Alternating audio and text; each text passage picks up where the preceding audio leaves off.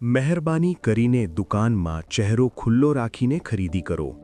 આ પોસ્ટર્સ લાગ્યા છે ઝાંસીના સોની બજારની દુકાનોની બહાર.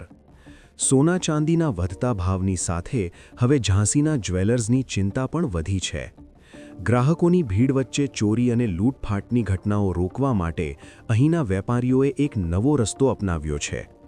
સિપ્રી બજારના જ્વેલર્સે પોતાની દુકાનો બહાર ખાસ નોટિસ લગાવી છે, જેમાં ગ્રાહકોને અપીલ કરવામાં આવી છે કે તેઓ દુકાનમાં પ્રવેશતી વખતે પોતાનો ચહેરો ઢાંકેલો ન રાખે.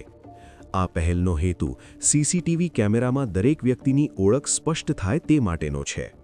हम लोगों ने केवल यह पंपलेट सुरक्षा की दृष्टि से लगाए हैं और उस सुरक्षा की दृष्टि से वह काम हमारा पूरा भी हो रहा है, क्योंकि जो लोग गलत नीयत से आते हैं, जब हम उनका चेहरा खुलवाते हैं तो वो कोई बहाना बना करके चले जाते हैं और खरीदारी नहीं करते, न सामान देखते हैं.